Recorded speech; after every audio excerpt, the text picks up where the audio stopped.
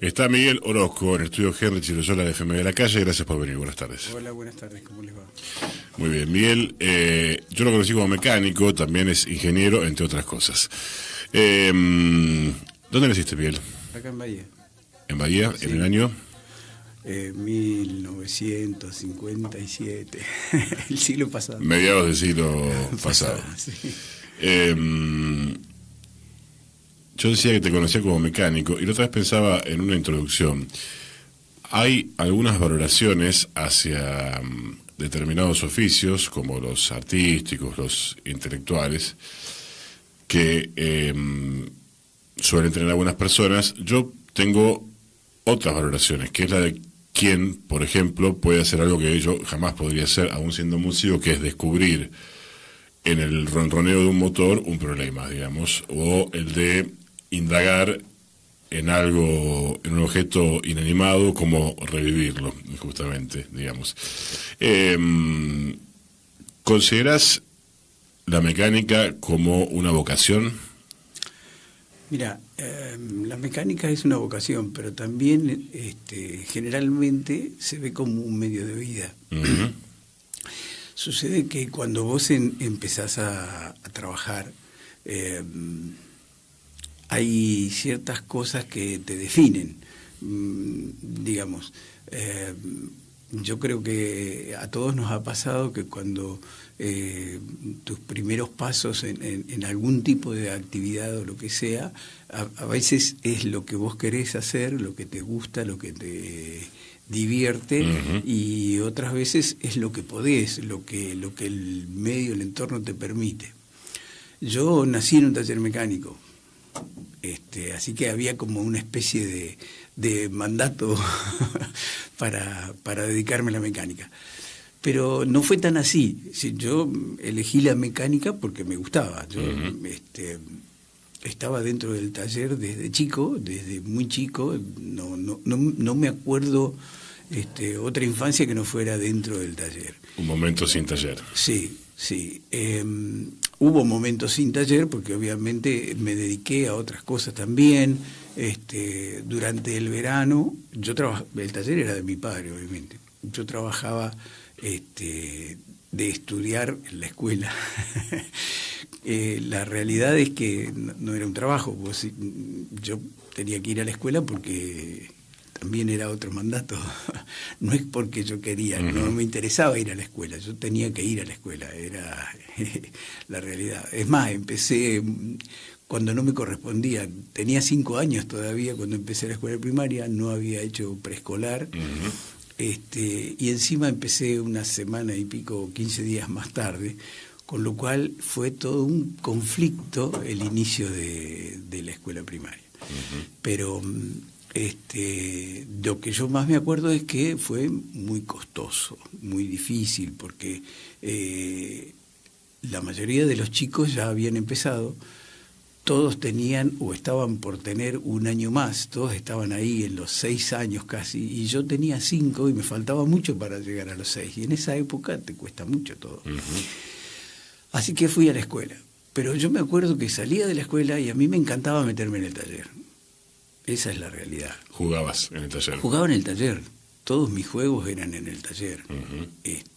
Así que es como que vos ya lo incorporás como un chico que se cría en el campo y que todos sus juegos tienen que ver con la actividad del campo, qué uh-huh. sé yo. O, por ejemplo, un chico que se cría con un padre que trabaja en la orquesta. Uh-huh. Todos los días vas a escuchar a tu padre ensayando o leyendo partituras o escuchando música. Uh-huh. Entonces, eso es algo que se va desarrollando. Si vos tenés el interés personal, lo desarrollás. Uh-huh. Yo conozco otras personas que no han desarrollado eso. Mi padre tenía mucha paciencia. Sí. Tenía mucha paciencia, entonces soportaba a un chico dentro del taller todo el día. O sea, te dejaba jugar, porque hay quienes por ahí dicen, no toques eso. Sí, me dejaba jugar, uh-huh. Sí. Por ahí teníamos conflictos, pero claro, me dejaba jugar. Y eso se va desarrollando. Uh-huh. Después, con el tiempo llegó la época de la escuela secundaria y ¿a dónde iba a ir? A la escuela técnica. Uh-huh. De todos modos, como en esa época justo era un momento en que no sabíamos si iba a haber examen de ingreso en la escuela secundaria, si iba a haber cupo y todo eso. ¿Año? Y eso era año 69.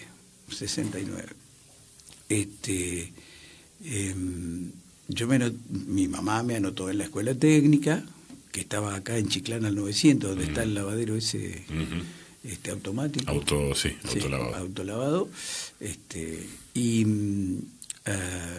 Y también me anotó en la escuela de ciclo básico, porque bueno, dentro de todo, la escuela de ciclo básico era muy prestigiosa en esa época, era una escuela dependiente de la universidad, y además la escuela técnica tenía el oficio, así que por ahí íbamos la cosa. Empecé un curso de preparación con una señora que era que después fue profesora de mis hijos también. Para el ingreso. Y ella nos llevó a ir estudiando para el ingreso de la escuela de ciclo básico. Uh-huh. Era especialista en eso, siempre fue especialista en preparar el ingreso del ciclo básico.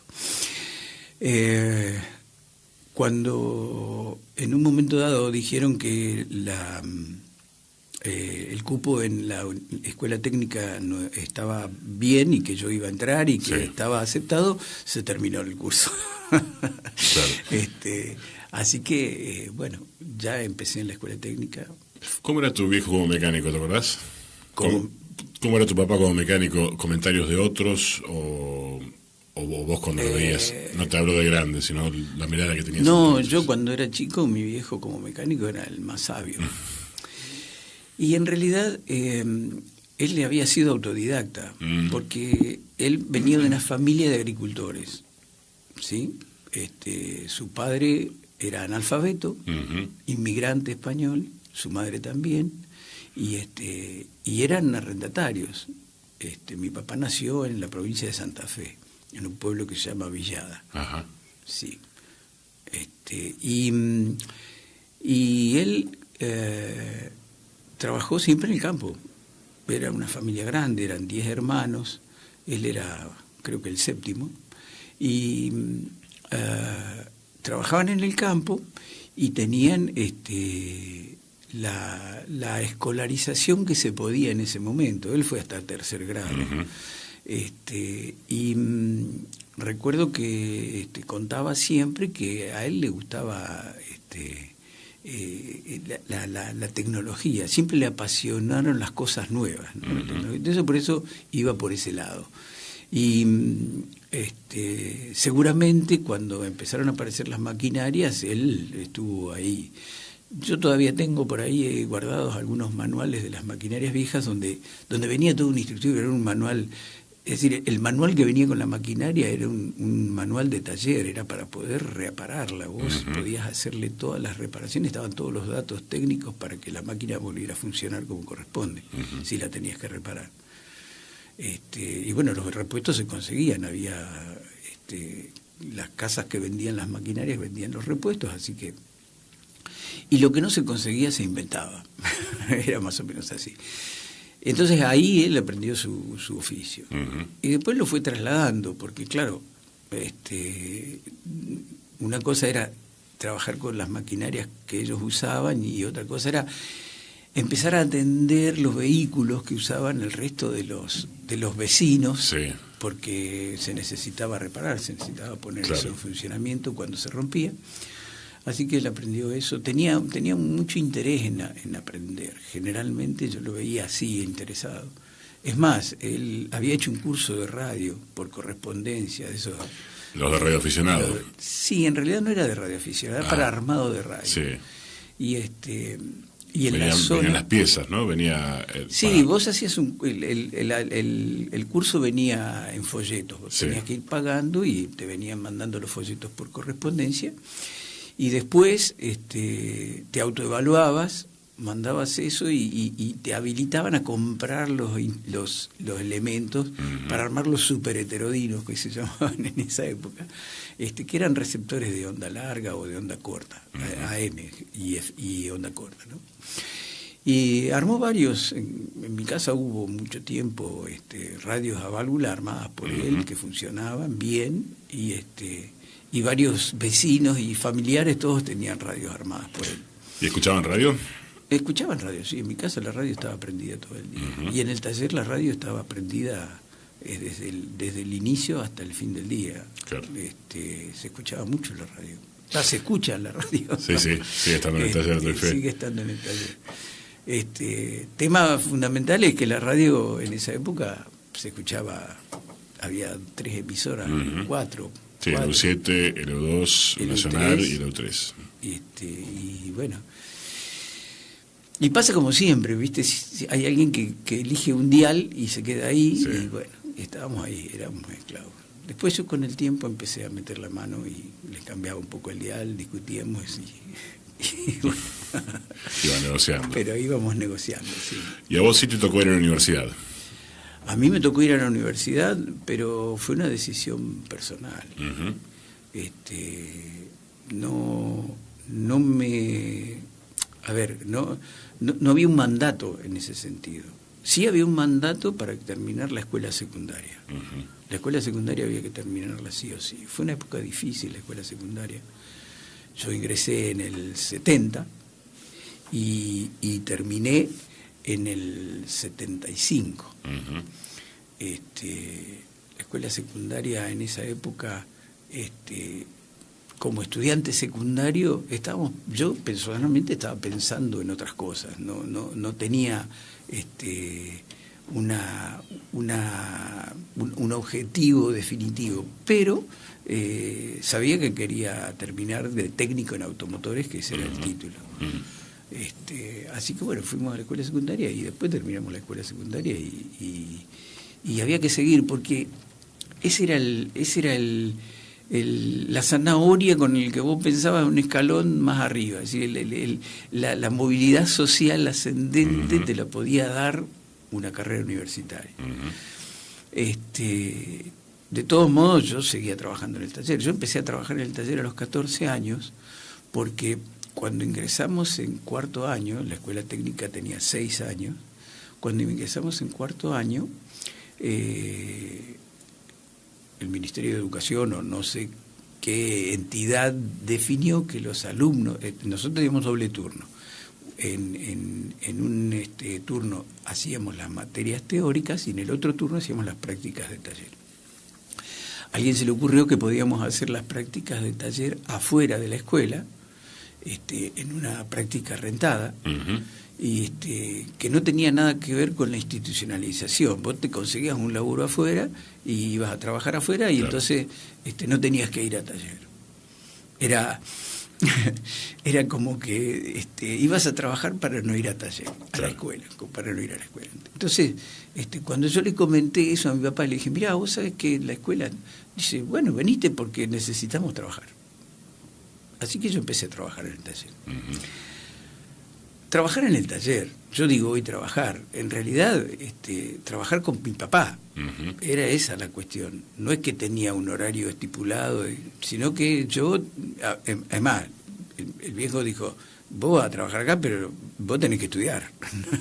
no es solamente trabajar. Sí, sí. Y bueno, los profesores en esa época, los profesores de práctica, se arrimaban mucho a la gente. Yo me acuerdo que el jefe del área de automotores venía al taller a charlar con mi viejo y a ver cómo iba el chico.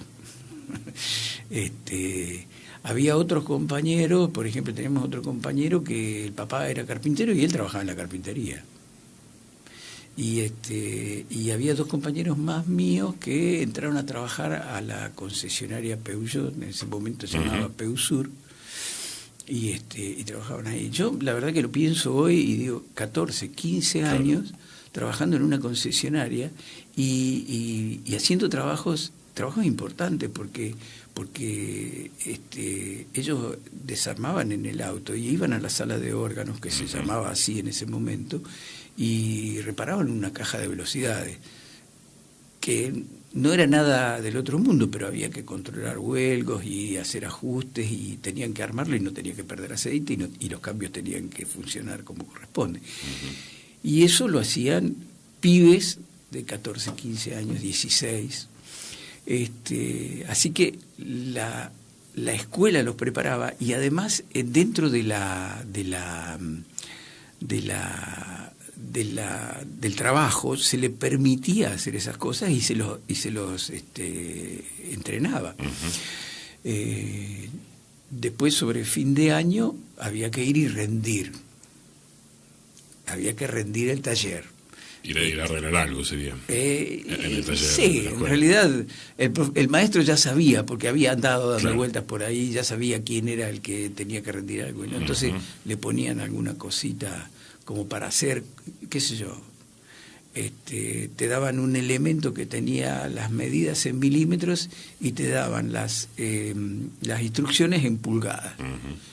Y me decía, no, pero dámelo en milímetros, le decía yo, que era recanchero. Y el tipo me decía, no, hacé la conversión. Claro. Es decir, le buscaban la vuelta como para que vos tuvieras algo para hacer. Se terminó la escuela y había que empezar en la universidad, porque era la forma de desarrollarse. Empezamos casi todos en la universidad. Los de la técnica. Los de la técnica. Empezamos casi todos. Algunos tenían otros ideales, otros intereses, buscaban otras carreras, y bueno, yo seguí con la ingeniería mecánica. ¿Qué recuerdo tenés los estudios universitarios? No son muy buenos. ¿Por qué? Era una época difícil. Te imaginás que el 24 de marzo del 76 me encontró haciendo el curso de ingreso. A partir de ahí, la universidad, decían, entre comillas, se normalizó, porque, bueno, parece ser que había una estructura que lo mantenía todo ordenadito, y era la paz de los cementerios. La realidad era esa. La sensación que tenía en la universidad era que el alumno molestaba. Yo tenía la sensación de que los alumnos molestábamos en la universidad, así que lo mejor que nos podía pasar era no hacer ningún ruidito, no hacer nada, calladito, ir a clase. Algunos profesores eran mejores, otros eran peores, como en todos los órdenes, ¿no? La universidad no me enseñó nada. A ver, perdón, no quiero ser tan soberbio. La universidad me enseñó muy poco. Me enseñó la parte académica, me enseñó a buscar. En esa época no existían las redes sociales, ni internet, ni nada. Entonces vos tenías que convertirte en una rata de biblioteca para poder encontrar las cosas, si la encontrabas. La biblioteca de la Universidad del Sur servía para eso, era el ámbito más amplio que teníamos. Acá en la ciudad no había mucha más información que eso. Entonces dependíamos de lo que los profesores nos orientaran. Yo quería estudiar diseño mecánico, porque me gustaba eso. Y cuando llegó el momento de decidir el ciclo superior y había que ver qué especialidad se dictaba, estaba diseño mecánico o termomecánica. Creo que éramos 10 los que estábamos en condiciones de acceder al ciclo superior. Entonces preguntaron cuántos querían acceder a qué querían estudiar los alumnos, democráticamente, entre comillas. Y de los 10, si éramos 10, 9 dijeron termomecánica, y obviamente se dictó termomecánica. Claro. No se dictó diseño mecánico. Así que yo soy ingeniero mecánico especialista en termomecánica, no tengo ni la menor idea. Bueno, está bien que prescribió todo eso porque hace casi 40 años que me recibí, pero el tema es que el paso por la universidad fue fue algo que, si bien aprendí a relacionarme con los profesores, a relacionarme con gente que sabía más, con gente que tenía más conocimiento, yo personalmente siempre fui bastante retraído, en el sentido de decir, mira, no sobresalir. Uh-huh. Viste, que la cabeza no aparezca por arriba de la marea, ¿no? Y en ese sentido empecé a tener un poco más de confianza en mí mismo en la medida en que iba desarrollando nuevas aptitudes, uh-huh, que venían de la mano del profesor, del que estaba parado enfrente. Algunos eran más útiles y otros no, pero generalmente tuve suerte de que me tocaron la gran mayoría bastante útiles. Aprendí cosas de ellos, pero no lo que yo quería aprender, no lo que yo me imaginaba que iba a ser una carrera profesional. ¿Qué te imaginabas? Es decir, yo pensé que iba a aprender a diseñar o aprender a calcular, a hacer todas esas cosas. Salí de la universidad sin saber eso. Sabía un montón de cosas, pero que no sabía cómo las iba a aplicar. Uh-huh. De pronto no sabía ni qué trabajo iba a hacer, ¿sí? Es decir, obviamente que toda la carrera la hice trabajando en el taller, porque ya después se pasaba de la adolescencia a la adultez en un rato. Sí, cuando te ponían contra la pared, te hacían abrir las piernas y te apuntaban con un fal que vos no sabías si se le iba a escapar un tiro o no, te hacían crecer de golpe.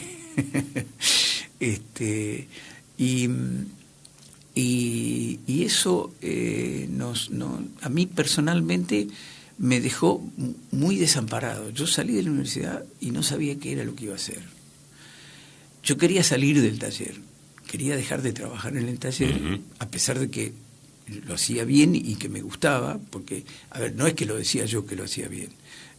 Tenía una clientela que se mantenía. Si vos mantenés una clientela es porque estás haciendo la cosa bien, están conformes. Si le estás haciendo mal, la perdés o la vas renovando, cosa que suele suceder. Si vos vas haciendo cosas mal, acá en Bahía hay 400.000 habitantes, debe haber 600.000 autos, no sé cuántos autos hay, así que hoy día hay mercado para todos los mecánicos, ¿sí? Claro. Entonces, es difícil poder definirse cuando uno no tiene yo no tenía una vocación profesional seria. Tuve unos trabajos ahí a la salida de la universidad, un vecino que era viajante de Firestone, de Firestone, de la fábrica de cubiertas, me dijo que había iban a buscar gente profesionales para incorporar. Entonces me anoté, fui y me hicieron una entrevista. Éramos varios los que fuimos, presentamos un currículum ahí que se escribía a mano y qué sé yo. Y me hicieron 2 o 3 preguntas que parecía que eran importantes. A mí no me parecían importantes, pero parecía que para ellos sí eran importantes, y las respuestas que les di les encantó y me seleccionaron. Así que me llevaron ahí. Yo tenía 4 meses de recibido. Me incorporaron a la empresa, me llevaron a Buenos Aires a hacer un curso de capacitación que duró 1 mes y algo, y me mandaron a trabajar al sur como técnico en asistencia al consumidor. Qué nombre para un ingeniero. Sí. De pronto buscaban un profesional para hacer una tarea que ellos ya la definían como técnico. Entonces, ahí recibí el primer baldazo de agua fría, porque dije, epa, ¿qué es lo que quiere la sociedad? Nos prepara como profesionales, quiere que seamos profesionales, y de pronto nos toman como técnicos. Uh-huh. En una multinacional, que se supone que es un lugar donde vos vas a trabajar bien, ¿no es cierto? Sí. ¿Estás hablando del 82, 3 ahí? No más, es 86. 6. 86. A mí me llevó 10 años la carrera. Uh-huh. 86. Bueno, el trabajo, en definitiva, era recibir los sopapos de los consumidores. Más o menos esa era la cosa. Necesitamos un ingeniero para recibir sopapos. Para recibir sopapos. La capacitación estuvo buena, aprendí un montón sobre cubiertas. Estuve un mes y pico dentro de la fábrica. Sí. Estuvo bárbaro. Pero éramos 2 ingenieros para el país. El otro ingeniero era cordobés y él le tocaba desde el norte de la provincia de La Pampa y Buenos Aires para arriba. Los que estaban en Buenos Aires, que ya eran viejos técnicos en asistencia al consumidor, pero eran ahí en el núcleo porteño, en el núcleo del Gran Buenos Aires, ellos se quedaban con esa gente, tenían todas las compañías de micros y de transporte, grandes compañías, atendían mucho ahí. Y a mí me dieron de la mitad de la provincia de La Pampa y de la provincia de Buenos Aires hasta Ushuaia. Tenía desde ya que ellos pensaban que de Bahía para abajo no había más nada. Claro, sí, es todo el sur. Sí, es decir... Y tenías que viajar. Y tenía que viajar. Nos capacitaron, nos dieron un auto cada uno y nos mandaron al ruedo. Y yo trabajé como 2 meses. Y a los 2 meses ya tenía otra propuesta acá y lo llamé por teléfono a mi jefe, y mi jefe estaba de vacaciones. A ver, la primera cosa que me hizo ruido fue que cuando ingresé, cuando nos tomaron y nos dieron la localización, que viniéramos a trabajar a la sucursal acá en Bahía, lo primero que hicieron fue echar al que nos había tomado. Una persona que tenía 50 y pico de años, que toda su vida había sido Firestone, que tenía la camiseta roja de Firestone puesta, que jugaba al tenis en el club Firestone, que vivía en una casa del barrio Firestone. Era descartable. Era descartable. Y por lo que escuché después, el tipo sufrió una depresión terrible. No sé cómo le habrá ido, después perdí las noticias. Mi jefe estaba de vacaciones cuando le dije que iba a renunciar. Se vino de las vacaciones y dijo, ¿cómo va a renunciar? Hace un mes que empezaste a trabajar y te vas a ir.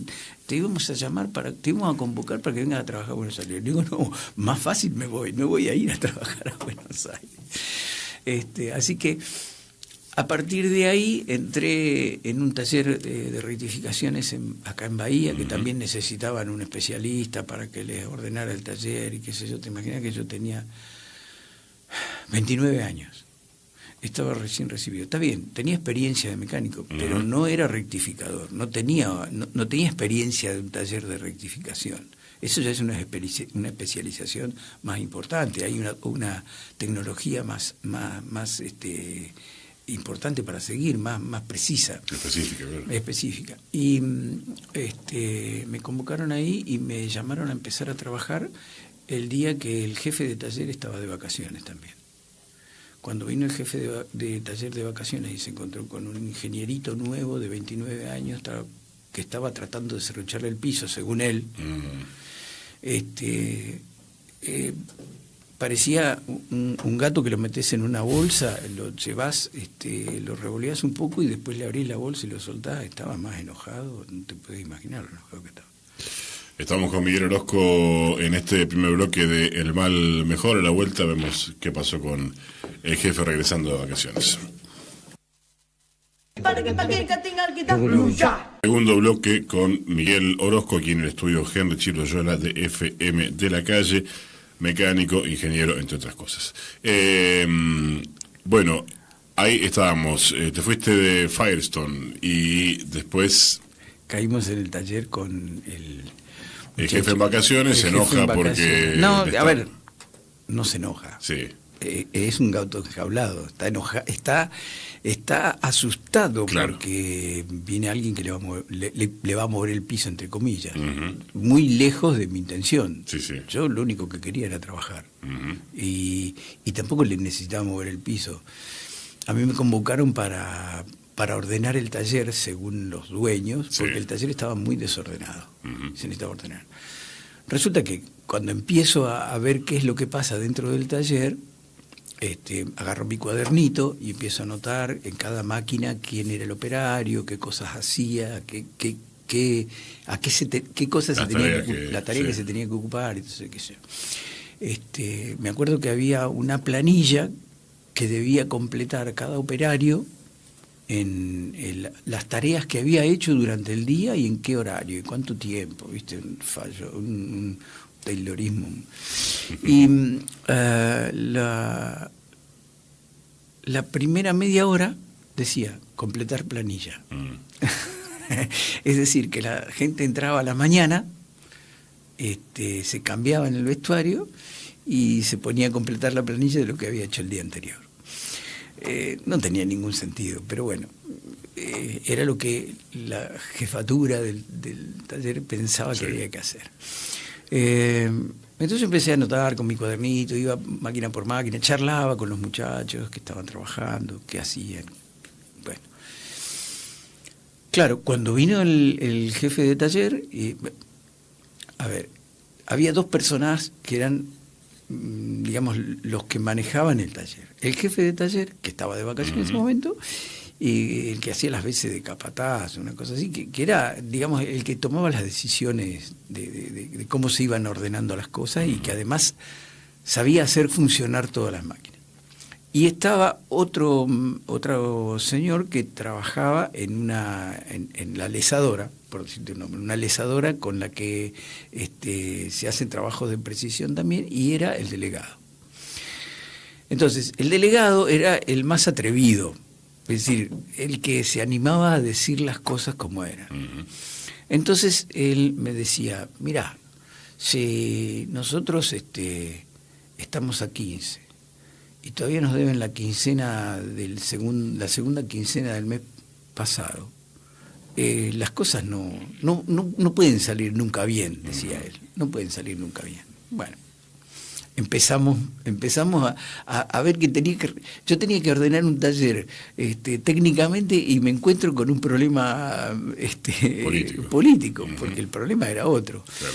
Cuando viene el jefe de taller de sus vacaciones, yo noto su inquietud y dejo pasar un día, y al día siguiente le digo, ¿nos podemos sentar un rato a charlar? Sí, cómo no, ingeniero, me trataba de usted. Yo decía, mire, no hay ninguna necesidad, pero bueno. Sí, cómo no. Bueno, entonces ahí le planteé que le digo, mire, yo vengo acá porque me convocaron. No tengo ni la menor idea de lo que hay que hacer. Yo quiero que usted me diga qué le parece, cómo hay que organizar el taller, por qué esto no funciona. Bueno, empezamos a charlar y nos pusimos de acuerdo y nos hicimos amigos. Y la cosa empezó a marchar, a tener cierta continuidad, los trabajos se venían haciendo. Te estoy hablando de un taller que atendía, yo no me acuerdo bien ahora, pero se rectificaban capaz que 30 motores por mes. Es decir, es más de un motor por día.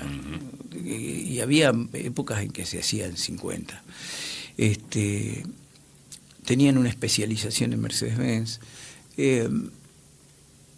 Se trabajaba bien porque la gente quería trabajar bien, tenía el orgullo. Había dos mecánicos que armaban motores, que a los motores Mercedes-Benz se entregaban en marcha.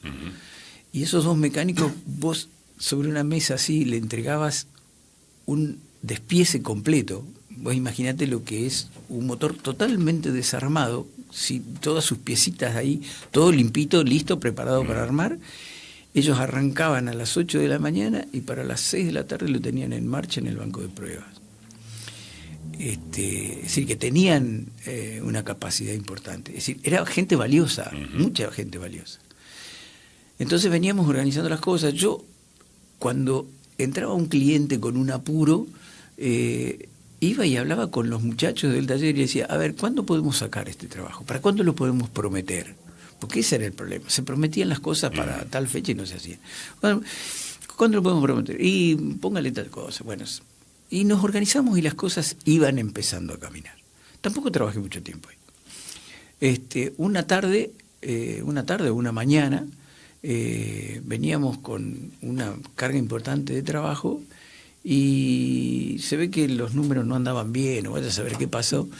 El dueño entró desde una punta del taller hasta la otra que tenía casi 60 metros de largo, diciendo, este taller es una porquería, estos son todos unos inútiles, mangas de inútiles, hay que venir acá, y unos epítetos que no quiero repetir ahora pero tiene sentido, porque acá no sale ningún trabajo. Y evidentemente, después de esa charla amena, no salió ningún trabajo.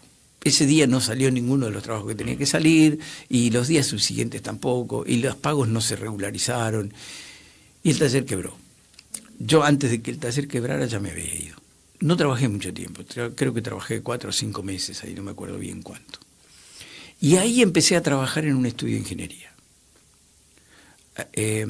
Había un aviso en el diario de un estudio de ingeniería que necesitaba un calculista. Uh-huh. Un calculista estaba muy cerca del diseño mecánico, que era lo que yo siempre había anhelado y que nunca había podido estudiar. Y en el estudio de ingeniería trabajé 10 años. Haciendo diseño mecánico. Hacíamos diseño mecánico, aprendí a ingeniería, ahí me recibí de ingeniero.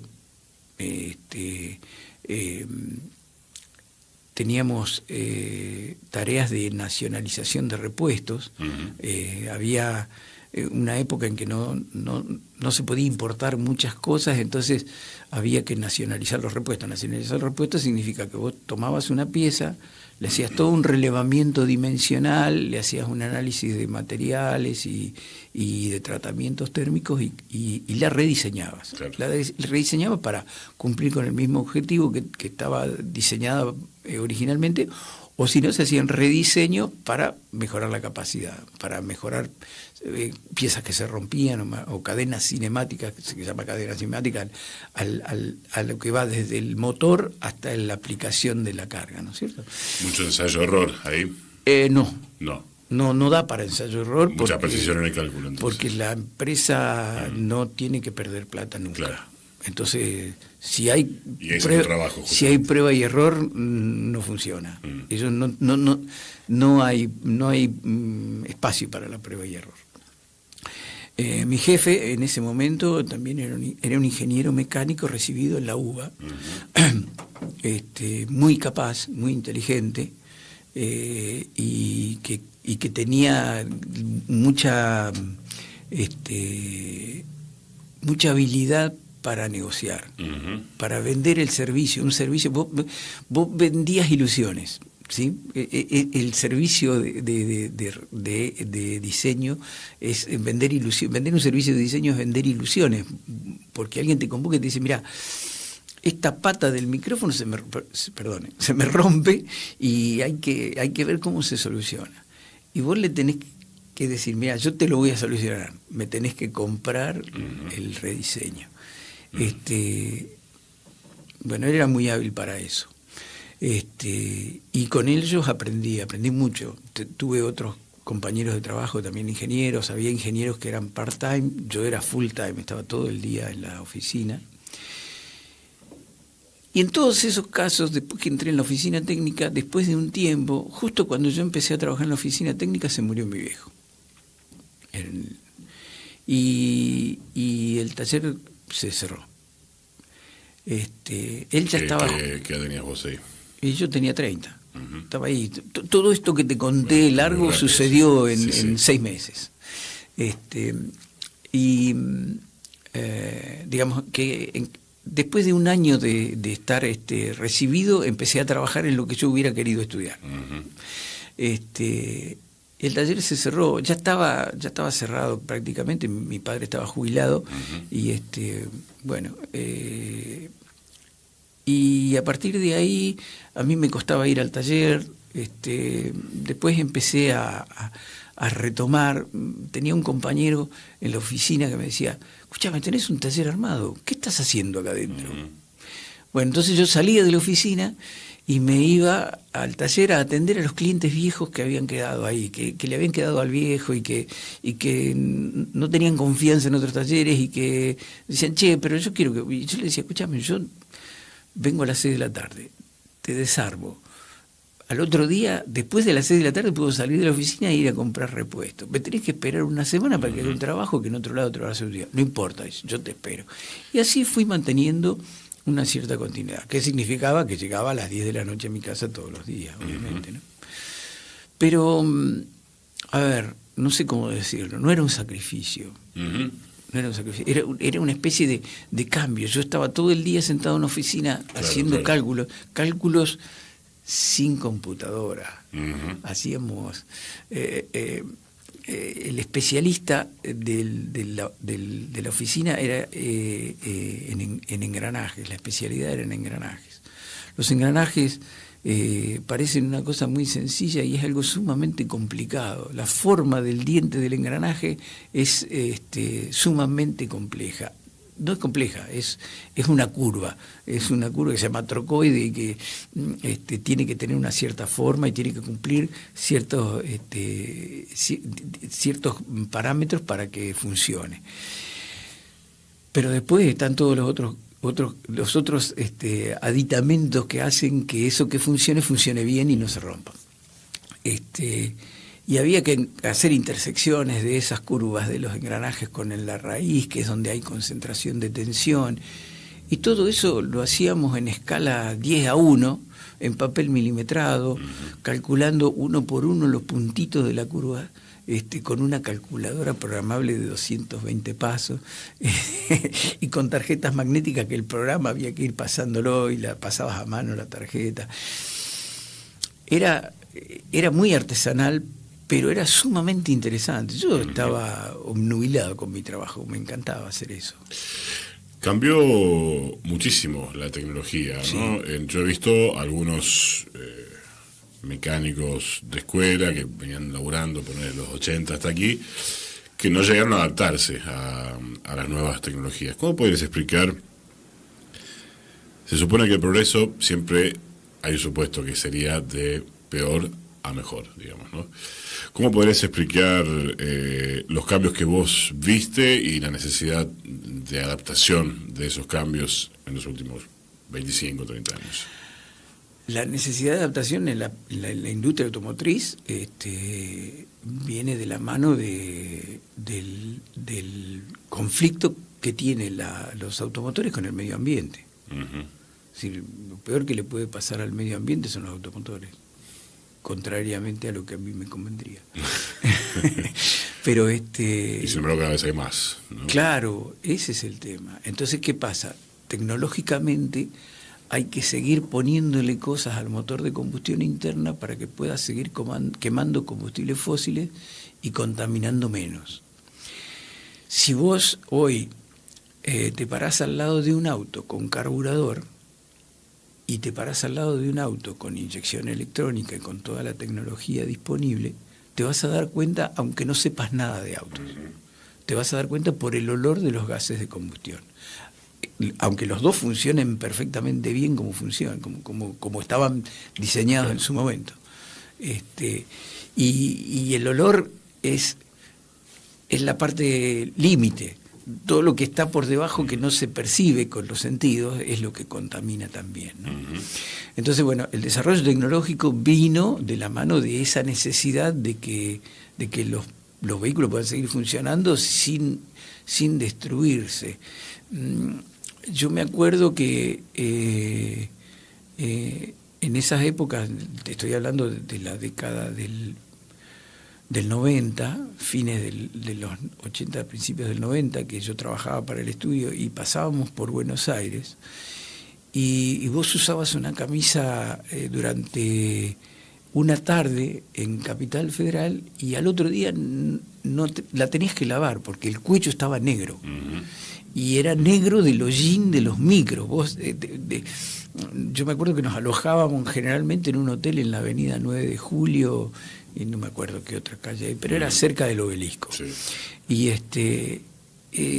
era un infierno toda la noche, porque había ruido de micros toda la noche y andaban los autos y los micros, y los micros echaban humo. Cuando hoy vos ves los vehículos diésel que están en buenas condiciones, uh-huh, no hacen humo. Y así todo contaminan. Es decir, que nosotros veíamos más de lo que realmente estábamos respirando. Uh-huh. Así que era una cuestión bastante necesaria que eso se desarrollara para para que pudiéramos vivir un poco mejor, ¿no? ¿Qué pasó? Como en todas las cosas, nosotros que somos tercer mundo, aunque no lo querramos creer, la tecnología viene atrasada y viene muy light. Es decir, vas a la verificación técnica con el auto y le ponen la sonda en el caño de escape, y si es más viejo del año 80 está contaminando mal, pero está aprobado igual, ¿sí? Porque para esa tecnología de esa época no se podía conseguir una mejor combustión. Y lo estamos dejando pasar porque evidentemente no hay una posibilidad de que el capitalismo nos permita estar con los vehículos de última generación, porque viene todo de la mano de lo mismo. Vamos a terminar cayendo en lo que hemos conversado algunas veces, que todo tiene que ver con el capitalismo. Acá vos no podés dejar de usar vehículos muy viejos y muy antiguos porque primero no tenés un sistema de transporte público que sirva, que sea interesante para que el público en general nos podamos mover dentro de nuestro ámbito y según nuestras necesidades con comodidad económicamente. El transporte público es caro y es malo. Claro. Entonces, el tren, ¿cuánto hace que no funciona el tren? Cuando sería lo mejor que nos podría pasar a todos, ¿no? Que funcionara el tren. Un solo motor llevando a 500 pasajeros. Bueno, puesto así, la ecuación lógica no es muy buena, ¿no? Alguna vez me decías, conversando también en tu taller, la relación entre la cantidad de toneladas que implica el peso de un auto, además un motor, para llevar a 1 a 4 personas, ¿no? Claro, a eso es lo que yo decía, vos parate, qué sé yo, asomate ahí por la ventana y mirá lo que pase, y vas a ver que una camioneta que pesa 2.800 kilos, estás moviendo 2.800 kilos de acero, goma, plástico, etcétera, para llevar a una persona que con suerte pesa 80 kilos. No es una buena ecuación. No, sí, ponele que vaya a buscar los chicos a la escuela, capaz que lleva 3 chicos más. Es decir, no tiene mucho sentido. Y no tiene mucho sentido lo que avanzó en tecnología y a ver, son vehículos que se supone que son de trabajo, que no son de trabajo. Estas famosas Amarok y todas esas. Claro. Más de la marca me refiero. Independientemente de la marca. Vos hoy no encontrás una camioneta chica que sirva para el trabajo diario sin necesidad de tener toda una serie de elementos de confort que para el trabajo no son necesarios. A ver, hoy día no podés prescindir de un acondicionador de aire, ¿sí? Por ejemplo, porque se supone que no solo tenés que mejorar técnicamente el vehículo para que sea menos contaminante y más eficiente, que consuma menos combustible, sino que además le tenés que dar más confort al operador, al que va a ir arriba, porque evidentemente hemos visto que no es lógico vivir sufriendo, ¿no? Sí, digo, no sé si todos lo entienden así, a veces hasta ni siquiera nuestras clases dirigentes entienden que no es lógico vivir sufriendo, pero la realidad es que uno debería pasarla lo mejor posible, ¿sí? Esa es la realidad, uno debería apuntar a pasarla lo mejor posible. Entonces, si vos tenés un vehículo que encima es un vehículo de trabajo, si vos tenés un taxista que va a andar 10 horas arriba de un auto, no lo podés condenar en enero para que viaje sin aire acondicionado y sufra la temperatura y la posición incómoda de manejo durante 10 horas. Es decir, sería torturarlo inútilmente, no tiene sentido. Lo mismo con el chofer del micro y el chofer del camión. Sí. Sí, las condiciones, yo me acuerdo, un C14, un 1517, el año 70 y pico, que no iba más de 80 kilómetros por hora y que, bueno... Hoy no debería tampoco ir a más de 80. No por la velocidad, sino porque el tipo podía hacer un viaje 700, 1500 kilómetros con...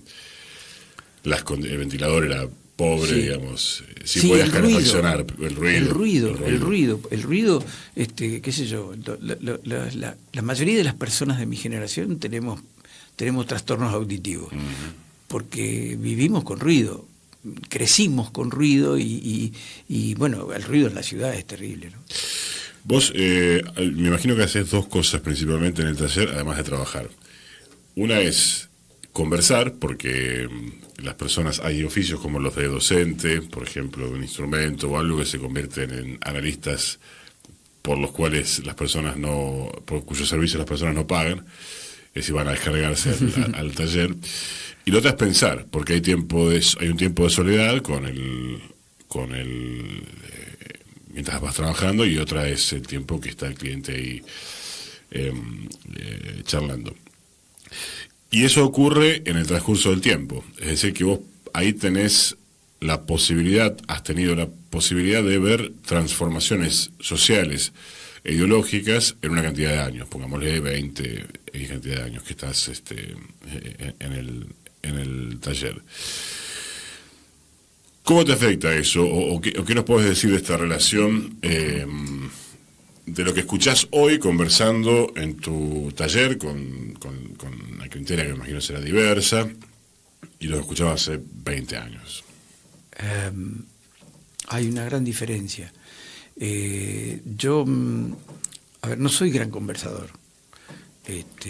Ahora hace rato que estoy hablando, no sé cómo hiciste para sacarme tantas palabras juntas durante tanto rato. No soy un gran conversador. Yo siempre pero a veces te impone la situación de tener que escuchar, porque sí. El tipo te habla y vos... No, yo siempre digo que tenemos dos orejas y una boca, entonces conviene escuchar el doble de lo que se dice, ¿no? Está bien diseñado eso. Sí, yo suelo ser bastante escuchador. Sí. Me gusta escuchar a la gente. A veces no tengo la respuesta en el momento. Uh-huh. Me pasa lo que decía, no sé si lo dijo una vez en un reportaje con ese hombre español que le hacía reportajes a muchos artistas, don Atahualpa Yupanqui, que si cuando usted... A fondo, en el programa no me acuerdo el nombre del periodista. Sí. Bueno, cuando usted se despierta con el insomnio a la noche, ahí pueden venirle ideas. Dice, uh-huh. ¿Qué tiene que hacer? Dice, levántese, prepárese un litro de té y póngase a escribir las ideas que le vienen. Y a veces me pasa que me despierto en la madrugada y me vienen las respuestas de las cosas que me quedaron maquinando durante el día. Porque viene alguien y te dice una burrada, uh-huh. y vos en el momento, porque además es un cliente, tampoco podés agredir a nadie, no se puede agredir. A mí no me interesa agredir a nadie. ¿Una burrada te referís a algo ofensivo hacia vos en tanto cliente? ¿Algo que ideológicamente te choca? No, generalmente, tengo la suerte de haber segregado la clientela, y todas las personas a las que atiendo, las quiero, entre comillas. Sí. Son casi de la familia. Yo conozco cuáles son sus intereses, qué familia tienen, a qué se dedican, porque lo he ido construyendo con el tiempo, ¿no es cierto? Y entonces no hay una agresión personal, no hay algo así. Pero a veces la agresión no es personal, pero es en cuanto a la percepción social de cómo se está viviendo, qué es lo que está pasando, o todas esas cosas. Entonces, por ahí yo escucho gente que te plantea situaciones y situaciones difíciles de resolver, que socialmente son difíciles de resolver, porque a veces la gente tiene la tendencia a hablar superficialmente, sin conocimiento. No quiere decir que yo tenga el conocimiento, pero a veces, escuchando radios alternativas, leyendo páginas alternativas, hoy es maravilloso que vos te podés sentar frente a la computadora, o ni siquiera sentarte en la computadora, agarrás el teléfono y podés buscar, si alguien dijo una palabra que vos no entendiste o se refirió a una persona que vos no conocés, lo buscás en el teléfono y ya tenés una respuesta. tenés que saber filtrar un poco esa respuesta, pero aprender a informarte. Aprender a informarte, pero generalmente tenés la posibilidad de aprender a informarte. Si querés, si te ocupás, podés encontrar respuestas distintas a ver, la duda es el motor del conocimiento. No sé quién lo dijo, todo lo que yo te pueda referir es copiado de alguien, digo.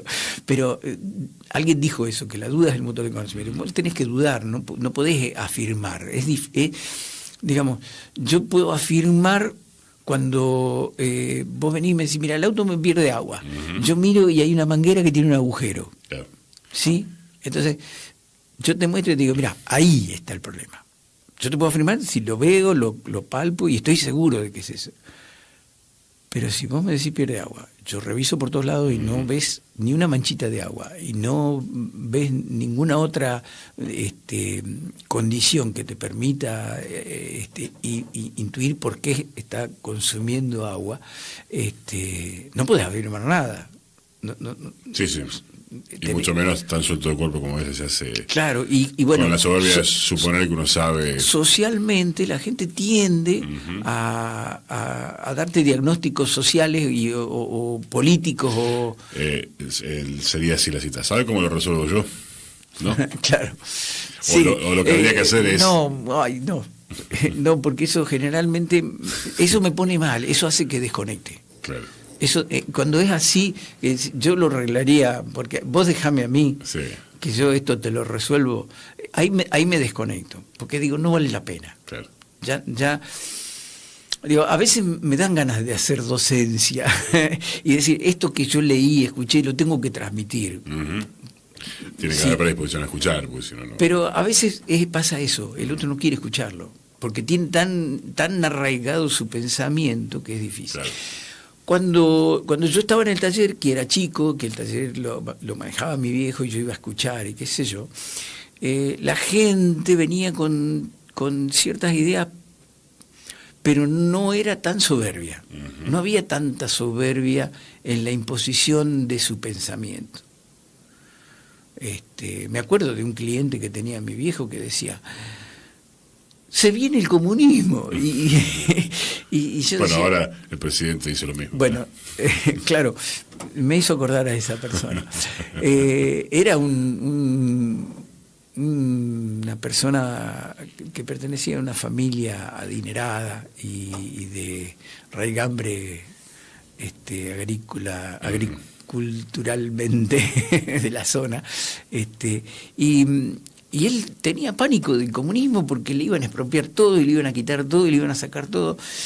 El tipo laburaba, es decir, no era el que estaba con la azada en la quinta sacando la zanahoria, no era el que se subía al tractor y andaba toda la noche con la helada, pero él administraba las propiedades y trabajaba, de una manera u de otra trabajaba, era un trabajador.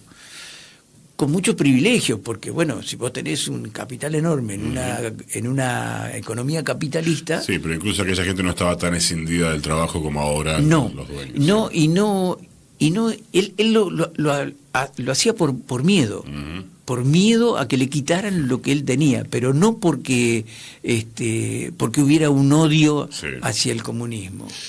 Nos quedamos sin tiempo, Miguel. Te voy a hacer la última, porque... Pará, que te cierro esto. Sí. Hoy cualquiera opina. Y opina y te opina imponiéndote su idea. Esa es la diferencia, que lo que vos me habías preguntado de qué cambios había visto. Sí, claro, imponen, va a opinar uno. Sí. Pero algo decías respecto de el aspiracional de un joven de aquel momento cuando vos empezaste a estudiar y un ingeniero que empieza a ver cómo se va abriendo puertas. Nos quedó ahí pendiente algunas cosas de tu biografía laboral, pero haces esa experiencia y en un momento elegís volver al taller, digamos, ¿no?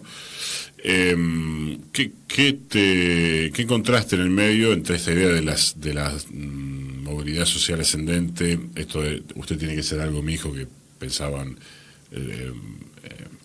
nuestros padres, digamos, y esta imagen que nos construyen de conseguir algo, digamos, ¿no? A diferencia de ser algo existiendo simplemente. Bueno, en tu caso, ¿cómo llegás a relacionar aspiracional y definir me voy a dedicar a tal cosa? Yo siempre tuve claro que quería el ascenso, pero no era un ascenso, no me enceguecía el ascenso económico. Yo lo que quería era el ascenso social. ¿Por qué?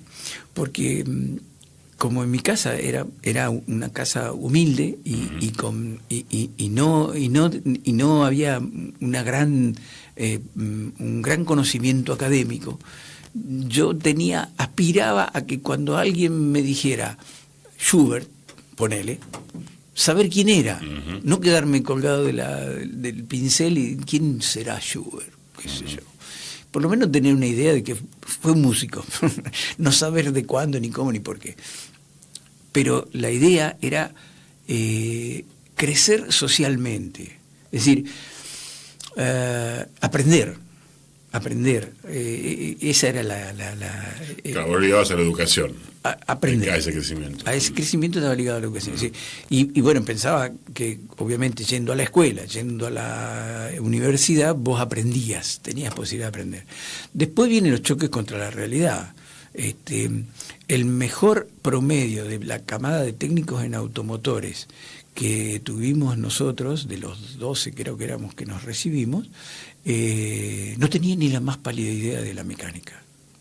No le gustaba. Él había sido técnico en automotores porque su papá era camionero y le había dicho que tenía que ser técnico en automotores.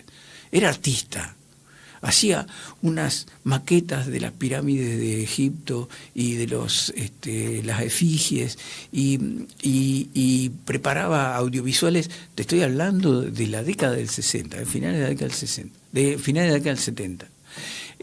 Preparaba audiovisuales con diapositivas y con música, y lo hacía por diversión. Él jugaba a eso. Yo digo, sus padres pobres nunca vieron qué era lo que... Después terminó trabajando en otra cosa, terminó trabajando en lo que le gustaba. No sé para qué perdió el tiempo 6 años en una escuela técnica, pero él tuvo el mejor promedio. ¿Por qué? Porque yo en literatura, en historia, en geografía, me sacaba el 6 justito para aprobar. Él se sacaba 9 o 10. Yo me sacaba 9 o 10 en física y matemática, pero no alcanzaba. Yo y el resto de las bestias que iban conmigo, bestias en el buen sentido de la palabra, ¿no? Que iban conmigo, porque lo único que nos interesaba era meter las manos en los fierros y estar engrasados. Entonces, ¿qué pasa? Yo quería aprender de eso, pero tampoco, como no me gustaba, ¿viste? No terminaba. Después, con el tiempo, empezás a buscarle la vuelta y decís, claro, mirá qué lindo es sacar lindas fotos. Entonces sacaba fotos. Y mirá qué lindo lo que escribió este tipo. Entonces leía. ¿Y por qué venía? Y porque la hermana de un amigo tenía libros en la casa y entonces decía, che, ¿qué puedo leer? Entonces te prestaba libros y te orientaba. Así fuimos haciendo el camino. Después aprendés, después cada uno busca por lo que quiere. Lo que pasa es que en un momento dado yo estaba trabajando como ingeniero, estaba haciendo mucho trabajo técnico interesante, viajaba mucho porque atendíamos en plantas en distintos lugares del país y me cansé, digamos. De pronto saqué la cuenta que podía ganar lo mismo haciendo otra cosa que requería menos esfuerzo. A ver, hoy lo puedo resumir como decía Piti Álvarez, no voy a trabajar para ningún viejo de mierda. Bueno, más o menos a eso apuntó. Y dije, me pongo por mi cuenta. Me voy a poner a trabajar por mi cuenta, vamos a buscarle la vuelta por ese lado. ¿Y qué iba a hacer? Iba a ser mecánico porque yo era mecánico. ¿Sí? Es decir, vos no podés, hay cosas que vos sos y que a veces ni te das cuenta, pero no las podés soslayar, no las podés dejar de lado. Yo era mecánico, yo nací mecánico. Y entonces sigo ahí, estoy ahí. Estoy jubilado y sigo. Y bueno, la profesión es difícil porque hoy, como ya te decía al principio, hay mucha competencia. Y hay que ser honesto en el sentido de que no solo tenés que pensar en vos y en el cliente, sino que tenés que pensar en el resto de la comunidad mecánica. Vos no podés bastardear la profesión. No podés hacer como hacía mi jefe, el dueño de la rectificadora, sí, que consensuaba con la Cámara de Rectificadores un precio para el costo de la mano de obra, y después venía y decía, che, no vamos a cobrar esto ni de casualidad, nosotros le vamos a poner un 25% menos, así nos traemos todo el trabajo para acá. Pero vos no se puede, esas cosas no se pueden hacer. Yo personalmente no la podría hacer porque no podría saludar a mis colegas si hiciera eso. Es decir, tampoco puedo aprovecharme de una situación oligopólica y sacrificar a mis clientes. Sí, yo acomodo la plusvalía de alguna manera como para que me sirva a mí no bastardear a la profesión y que la gente pueda seguir usando el auto. Fundamentalmente, eso es lo que trato de hacer. Tampoco trabajo mucho, ya estoy viejo, me duelen los huesos, tengo artrosis. Sigo más los consejos del doctor Horacio Romano. que la profesión en sí. Pero bueno, de eso se trata, a tratar de pasarla lo mejor posible, como arrancamos al principio, ¿no? Gracias por venir, Miguel. Gracias a ustedes. Miguel Orozco, que es nuestro mecánico de confianza, dijimos ingeniero, mecánico, entre otras cosas. Yo agregaría lector y agregaría analista. No lo pueden escuchar por radio, van a tener que ir a tercer para escucharlo. Hasta mañana a las 18.